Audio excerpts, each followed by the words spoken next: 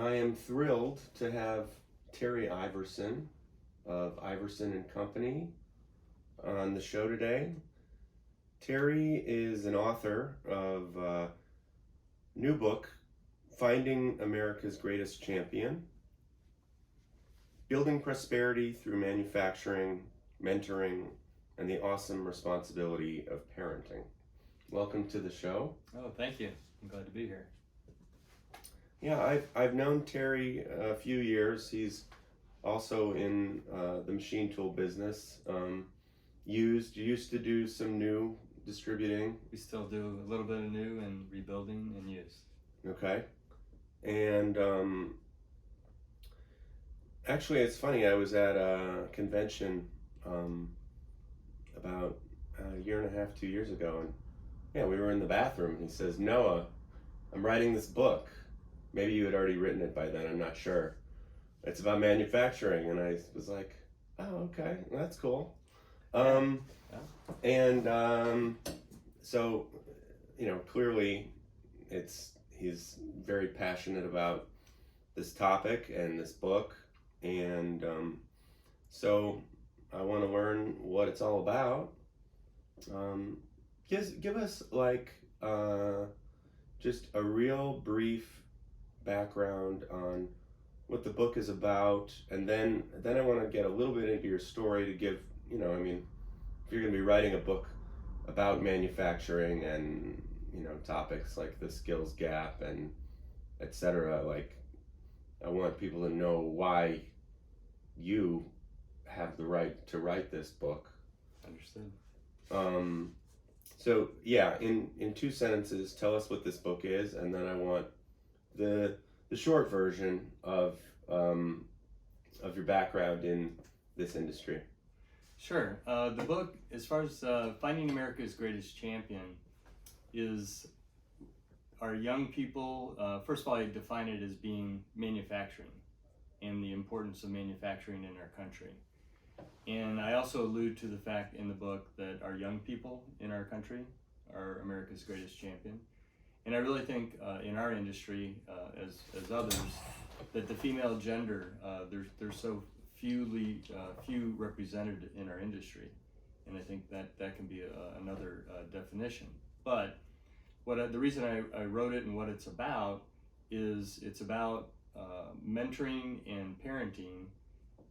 If we could mentor our young people better and parent our children better, then a lot of what we're dealing with and contending with as far as the skills gap and the lack of skilled workers, a lot of that would probably, take care of itself. Interesting. Okay. So you come from a long line of people in the machinery business, some sort of parallel to our business in Graf Pinkert. Absolutely. Give us the origin of that. Well, it started with my grandfather. I believe he was 16 years old when he worked for a Chicago machine tool builder. How long ago was that? That was in the 1920s. Okay. 1925, I believe. Mm-hmm. And his father had passed. That would be my great-grandfather that came over from Norway. And his dad had passed, and he became the breadwinner with, I think, 5 brothers and sisters and his mom to support. So even though he wasn't the oldest, he went to work, quit high school, went to work, and to support the family. Okay. So he started sweeping floors for this machine tool builder, which eventually moved out. And when they moved out to New York State, then he was one of the 3 people that were asked to go with, and he declined because of the scenario that I just explained, being, supporting his family at a young age. And so that was our beginning of our trek into the machine tool world, which my father and my 2 uncles followed. And then ultimately my 2 uncles started and acquired their own machine shops. What was your grandfather building? What kind of machine tools? Lathes. Hardinge is the product. Everyone that knows our name, that knows your name, they know what we're affiliated with or were affiliated with. But we are specialists and have always been specialists with Hardinge. And he was initially sweeping the floors, and he was really good in math and science. I mean, my uncles, my dad, myself, my grandfather are very fortunate. We've always been good in math and science. So they got him into drafting, like right away. And then they realized that, you know, this young kid had some promise. And so, and then my dad made it a career. So he was working for Hardinge? Directly. It was in Chicago in the 1920s. I think Hardinge started in 1890, and they were in Chicago until 1931. And that's when our company was founded, is 1931. So I'm the third generation. Wow. Very interesting. And you work with your brother, cousin? I have a cousin in the business, the Turnstrom side of the family, which was my grandfather's brother-in-law. Okay. And he came into the business as a rebuilder. So we were starting to rebuild Hardinge equipment probably 70 plus years ago. And so Mike's dad followed, and then Mike followed. So he's third generation as well. Interesting. And so you worked alongside your father for a lot of the time?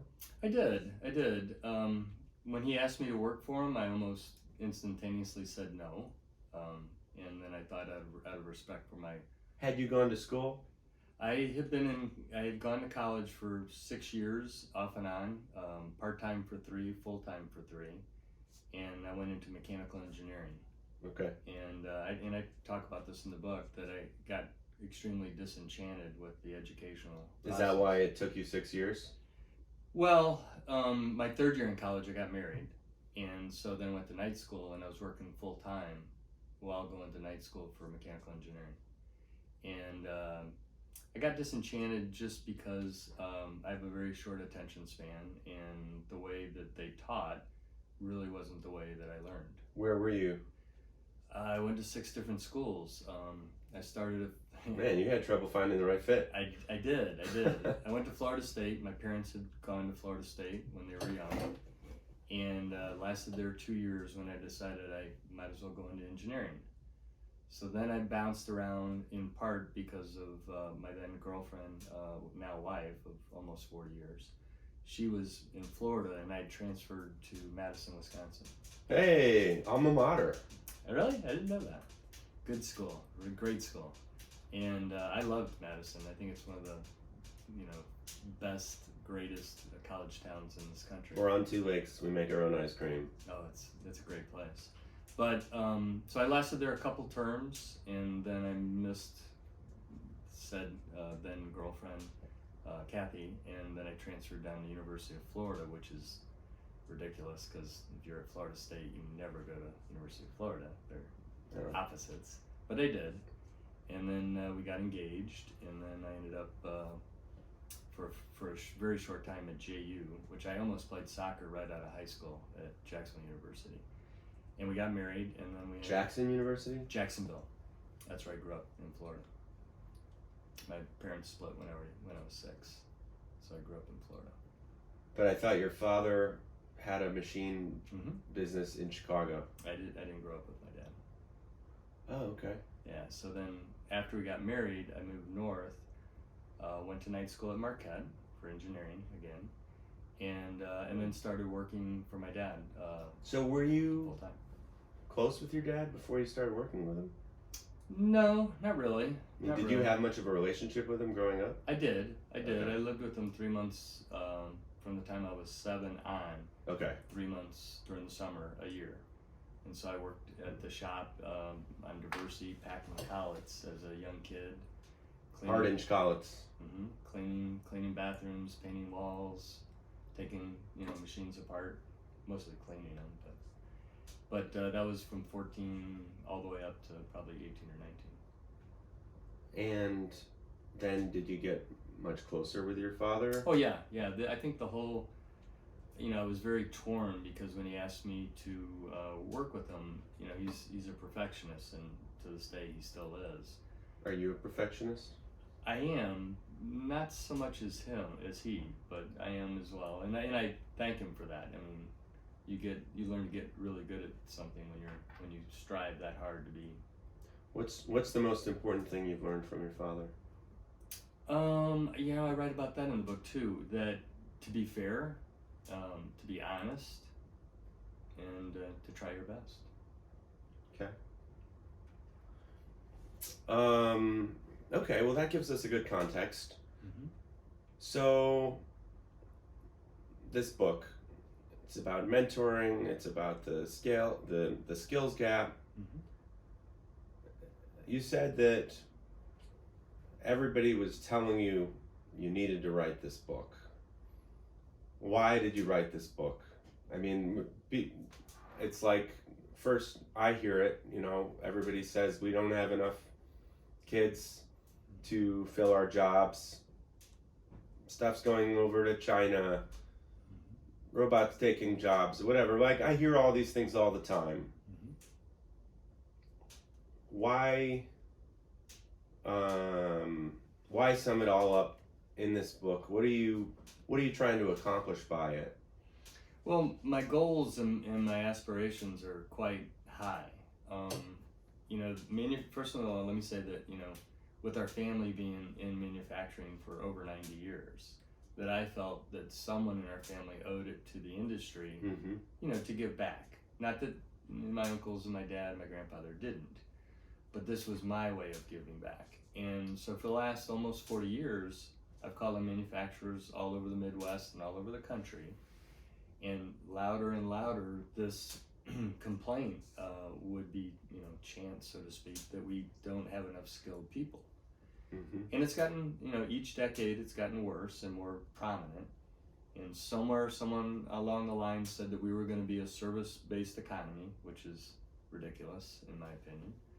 Manufacturing is in our country's core, and I think always has to be and should be. Because that's how, nations and democracies as ours prosper, okay. in my opinion. But the reason I wrote it is really to try to move the needle and try to change the culture. We have student debt that's just an astounding problem in this country. And I've always mentored young people since I was 21 years old, my entire adult life. And that's important to me because I had mentors, because I grew up in Florida. My dad was in Chicago. So I was very fortunate to have coaches and family friends and teachers that mentored me. And I feel very grateful for that. What do you mean by a mentor? Well, a mentor is someone that can look at you and guide you. And mentors have, a much broader and bigger lens than you as a young person have. And they can assess, what you maybe don't know or what you should consider that's a good match for your skills or your talents or your desires and passions. And they can see things a lot differently than a young person can, or even yourself. So you can be a grown adult and still have a mentor. Absolutely. So, I think the two of us being in a family business, I think we were very fortunate to have our elders and our parents and other family members, mentor us in the family business. So yeah. I don't know if you agree with that, but I assume you would. Yeah. So, but with the student debt issue, what most parents are doing right now, and they mean well, but they don't understand what the market is doing. And the market is going towards an acquired skill that is needed more than a 4 or a 5 year degree. And so you have this student debt crisis, and it is a crisis, and it really doesn't have to be. Let me say this, I talk to young people all over the country in quite a bit, and it's okay if they don't consider or want to be in manufacturing. There's nothing wrong with that. But what is wrong is if they don't even know what it is. Yeah. And so if they knew what it was and they make a decision either for or against, then that's cool. But we've done a poor job as an industry at being advocates for ourselves and for our industry. And I make a lot of comparisons with Europe and the culture in Europe. Right. It is totally different there. It doesn't have same kind of stigma. It doesn't. People are held in very, very high regard, and almost in awe of a skill set or a talent, or the craftsmen are held with their high skills in very high regard. I was just thinking about this though. I mean, I totally agree with this. Mm-hmm. But does this maybe have something to do with like Europe has always believed in sort of this caste system? So it's kind of like, you know your place. Your dad was a tradesman. You're going to be a tradesman. Don't try to be in banking, or you're a banker. Don't try to be aristocracy, because this is your place. So in a way, it's kind of like, all right, well, this is kind of what my people do. I'm going to do that. Maybe, but I don't think that translates into the U.S. I mean, we encourage our young people to, follow their, passion. I don't think they do that. We do that as well with young people when it comes to, the skills or the trades. And there's a prejudice in our country in that we don't think that these jobs are good paying careers, and they are. We have this perception that everything's made in China now, and that's not true.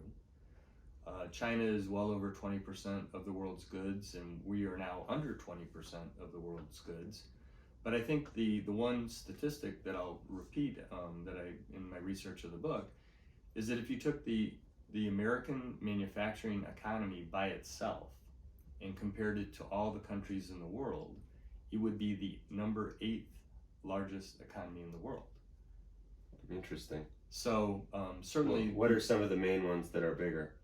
Well, Germany, France. Yeah, I'm sure China's in there, obviously, to begin with, but I'm sure Germany's in there, Japan's in there, I'm sure Italy, I'm sure is in there, and but I think that the facet is we need to do a better job of educating. I mean, we have a big disconnect. We have the families and the parents that think they're doing the right thing, and every child needs to go to college. Yeah. So people are racking up triple digit thousands of dollars of debt, when in the reality they can get a much more reasonably priced education, in a skill or machining or manufacturing, and be in the field making money 3+ years earlier. Yeah, well, and I was reading, I listened to this podcast about how we're a supposed meritocracy. People feel like, the conventional wisdom has become, okay, you play this game, you will make it. You do well in high school, you go to a good college. You do well in a good college, maybe you go to grad school or you get a good internship. Then you work your way up the ladder, and if you play this game and you're smart the way we want you to be smart, you're going to succeed and have a nice job and have a nice life.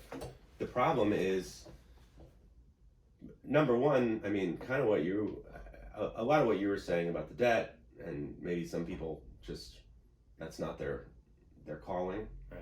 But part of the problem is, if everybody's playing the same game, this game won't work anymore, because there can only be so many investment bankers and consultants and PR people and advertising people, because it's just so. Agreed. So I guess this is like another avenue, you're saying. Yeah, and I think at one point when apprenticeships were big in the U.S., just like they are in Europe, because the apprenticeship model in Europe still is alive and well. Yeah. In the U.S., when we hit hard times, and say I got in about 1980, so I would say somewhere in the mid to late 80s, they started disappearing. And now a true apprenticeship program, they're starting to make a comeback. Why is that? Just because it takes too much resources of a company to get a master for this apprentice, and maybe they don't even have enough people to Well, it's twofold. The cost. I mean, you know, we're in this country. We're very profit-driven, short-term, and I was always taught by my dad and my grandfather to always look at the long term. The short term will take care of itself, but think long term. Mm-hmm. And Europe thinks long term. And in Europe, in Germany and Switzerland, where I've spent a fair amount of time, 10% of their workforce is in an apprenticeship program. Wow. So that's a huge commitment and a huge cost. And stockholders in the U.S. Forget about privately held companies. So what percentage of our workforce is apprenticeship? 1? Well, like I said, it's making a comeback, but I'm not talking about 10% of Germany's workforce. What I'm saying is that in a given company, if it's a company of 200, they'll have 20 apprentices. Mm-hmm. If they have 400 people, they'll have 40 apprentices. So that the model for those people that are doing apprenticeships and apprentice programs in Europe, they usually attribute 10% of their workforce in a program, in an apprenticeship program. In this country, the German American Chamber of Commerce is doing a great job at reestablishing the apprenticeship model in the U.S. The German American Chamber of Commerce? Yeah, That's interesting. They're quoted in the book. One of my favorite quotes in the book, which is in the beginning of the chapter, is the Mark Tompkins, I believe, from the German American Chamber of Commerce. He said, Terry, Germany has the system, but they don't have the people. The United States have the people, but they don't have the system. And it's a really, really profound comment. That is astute. It stuck with me, and I had Virginia Rounds was the person that said it in a meeting at Winslow Gear with me and a number of others. And then I had to go back and ask, if that was hers or Mark's, and it was attributed to Mark. And he let me use it in the book. But, so I went back, and we have about 335 million people in the U.S. And Germany, I think, has around 90 million. And if you look at the projections, some of the projections say that Germany will be in 10, 15 years from 90 million down to 80 or 70 million. Right. They don't have babies. Right. And we're expected to go from 335 to 340 or so. Yeah, something kind of stable. Up a little bit, but pretty much stable. So the big picture is the culture in our country. My contention is, you know what, our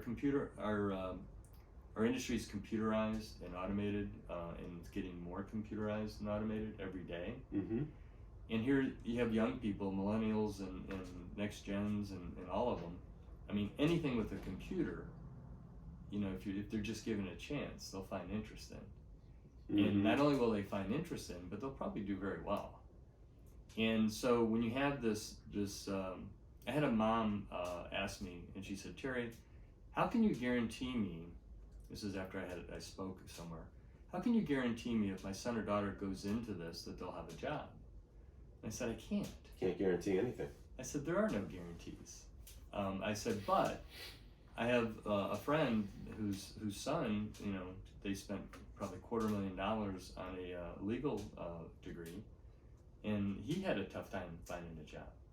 So here, I make a financial model in the book that if you do a 2-year degree at $40,000 in for that degree, and a 4 or 5 year degree at $250,000 for the degree, whatever it is, and assuming the 2-year degree comes out at $50,000 a year and the 5-year degree comes out at $75,000 a year. In other words, it was very conservative.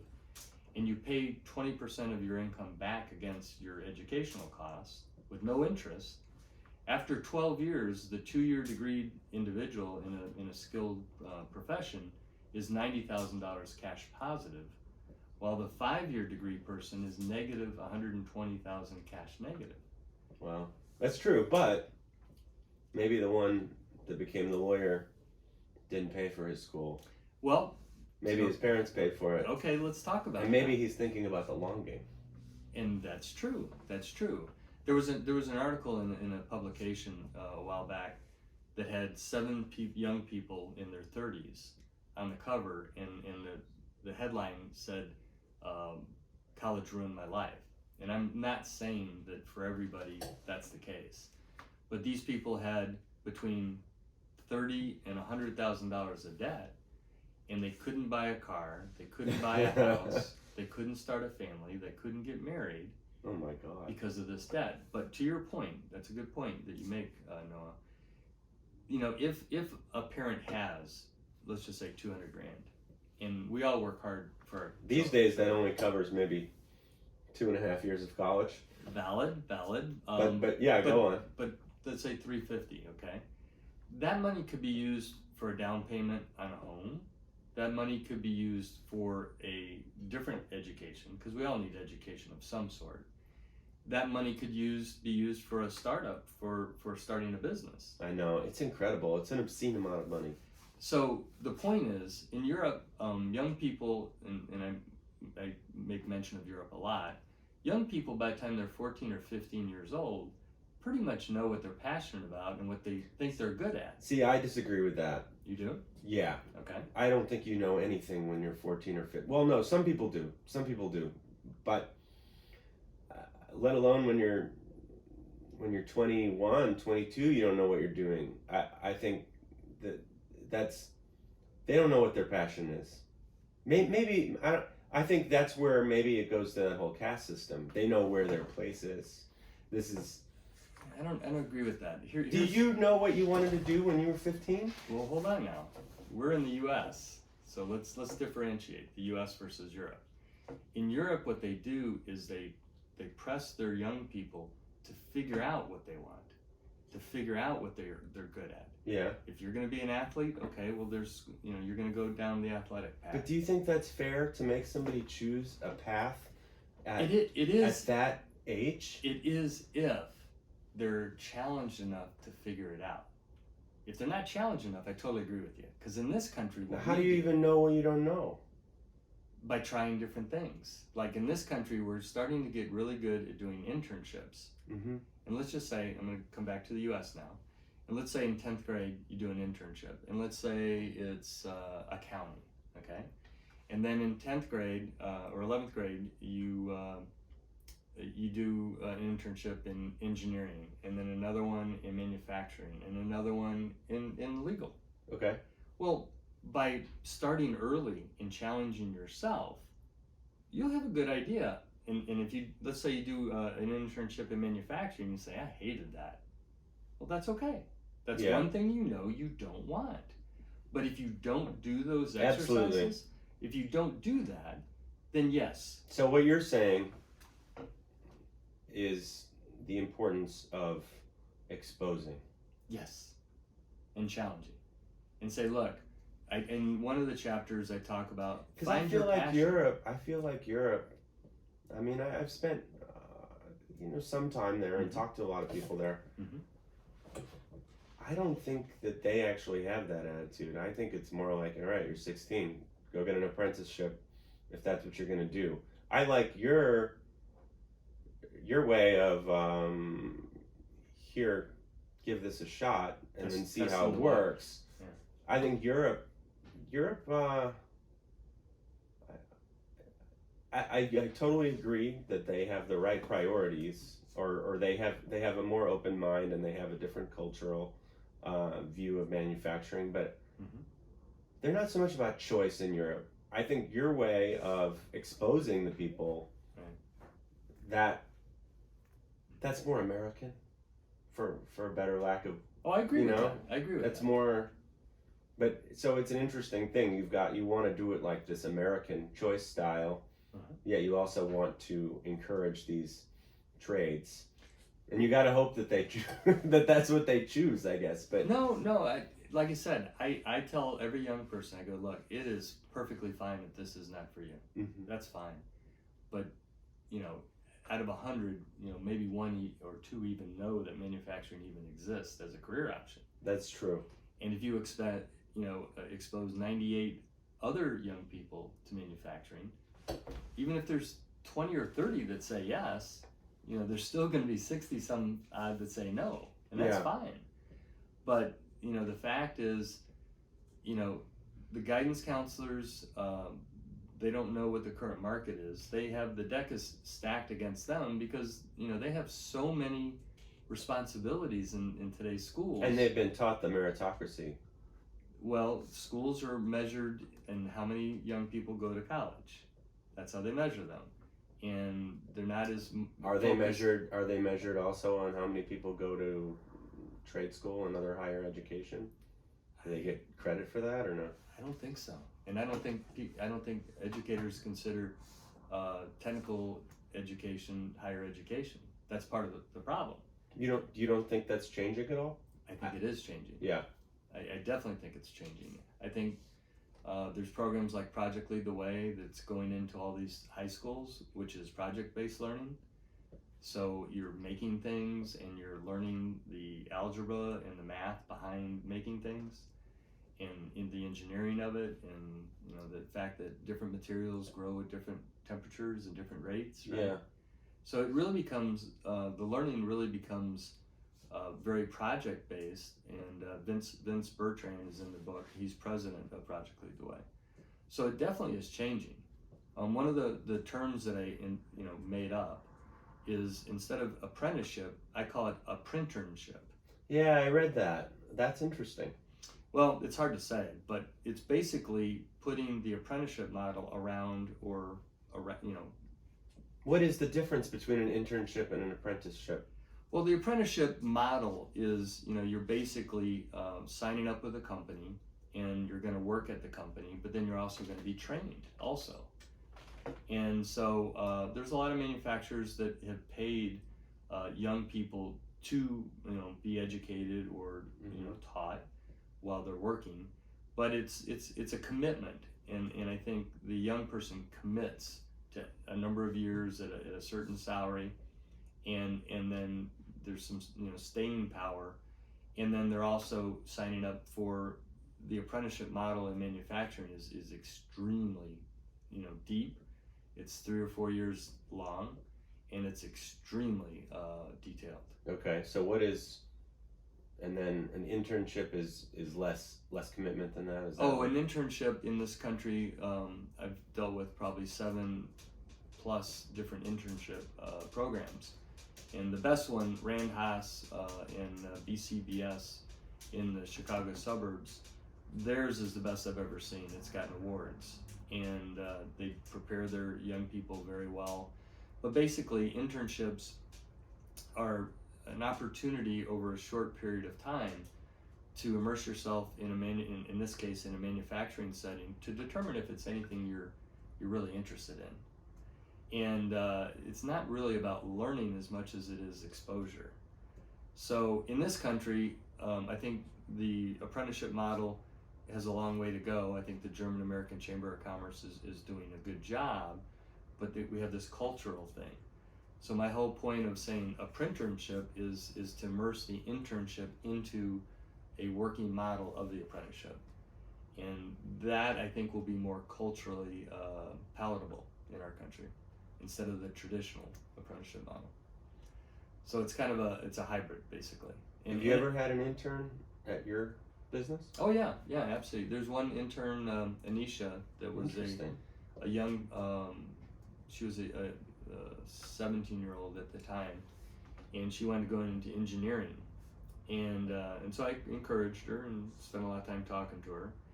And then she came up with a product idea, and I said, well, are you going to do anything about that? What was the product?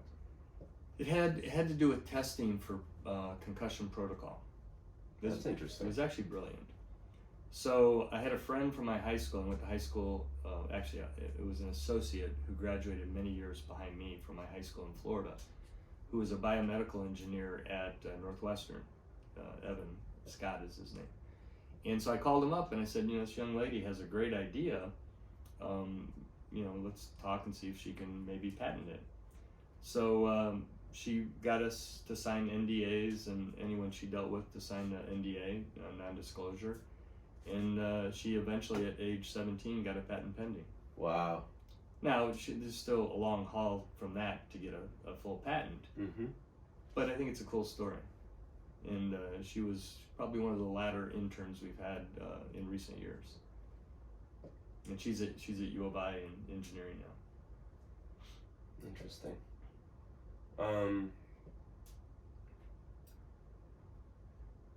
So when you went into the business,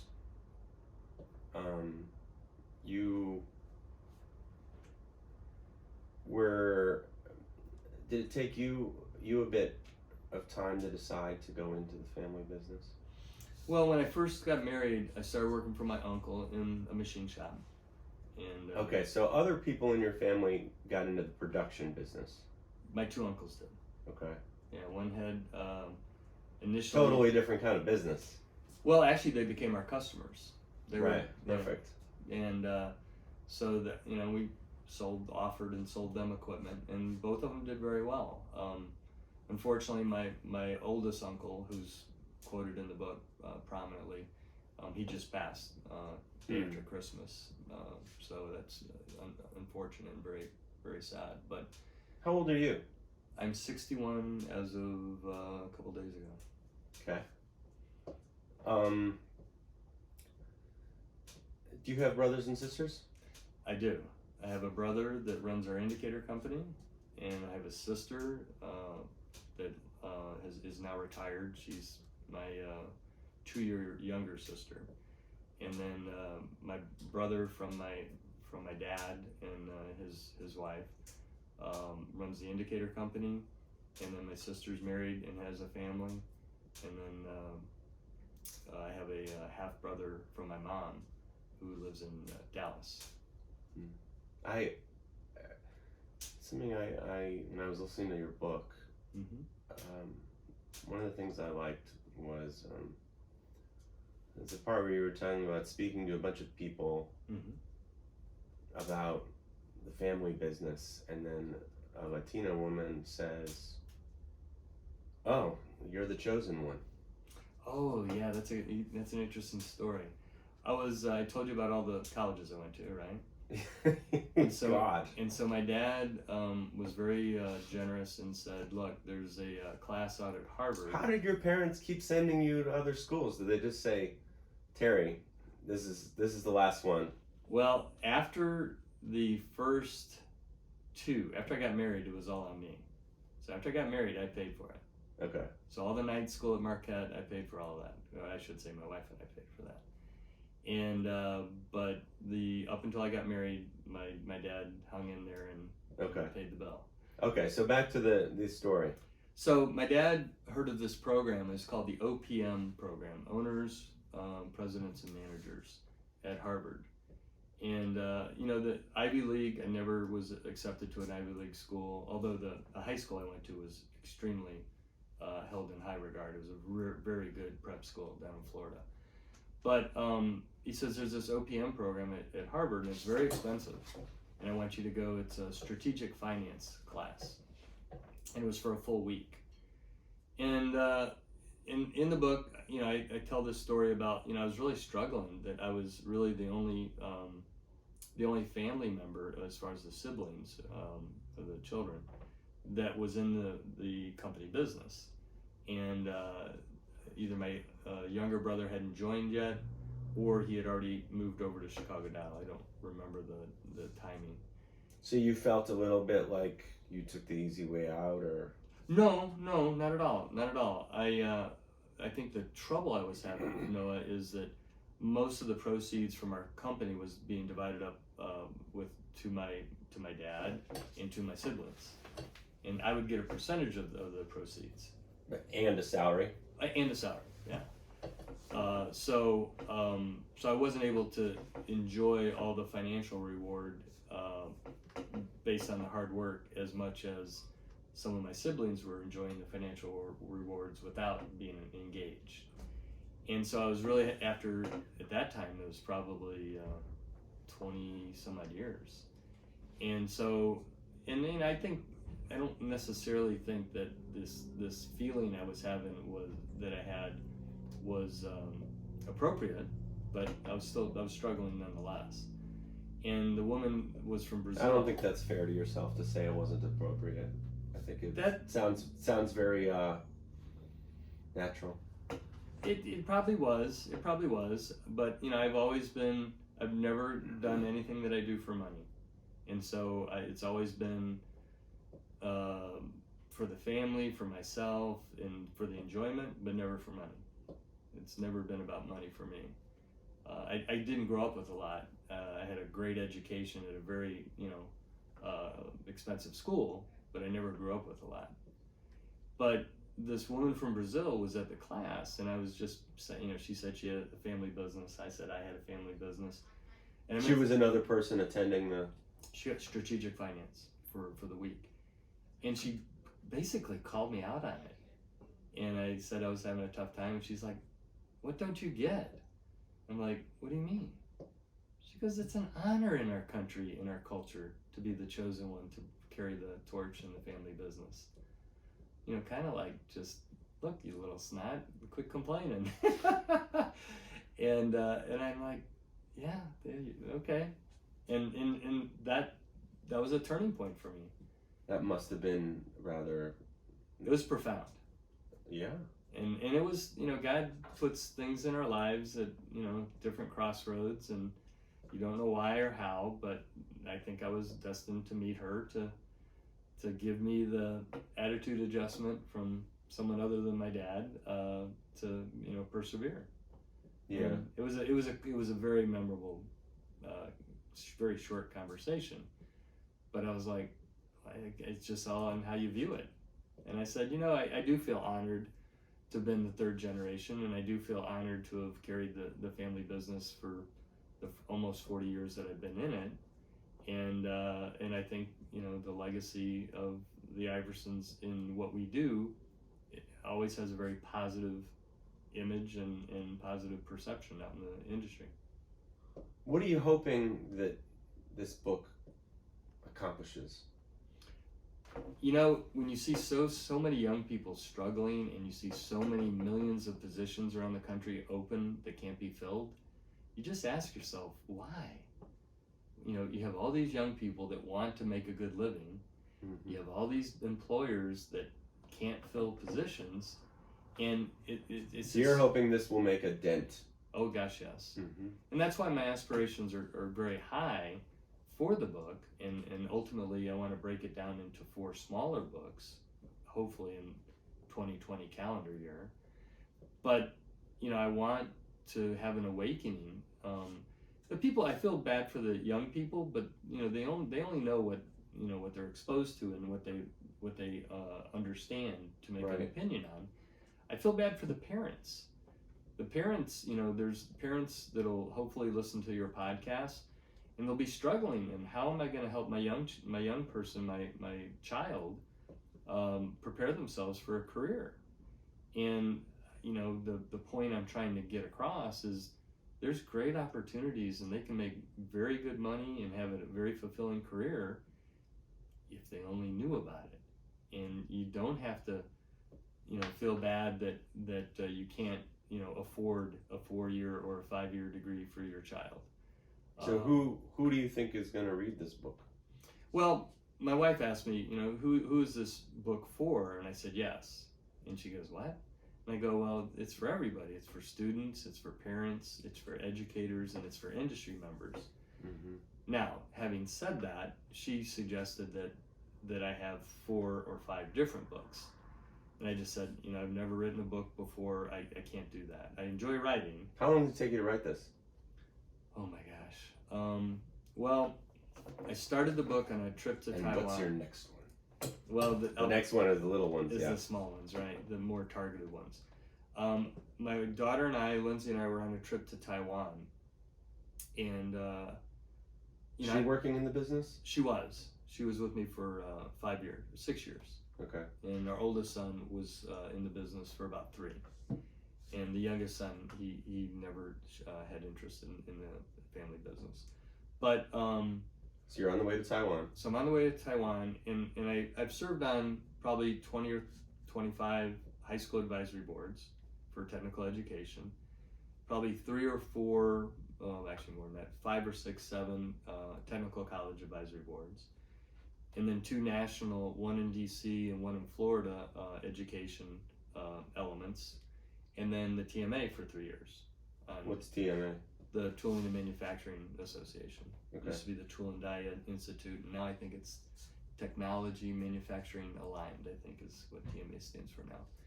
But as I'm sitting there on a 13-hour flight, I'm like, you know, if I died tomorrow and I don't use this information of all these different experiences for somebody else's benefit, it seems like, you know, kind of a waste. Yeah.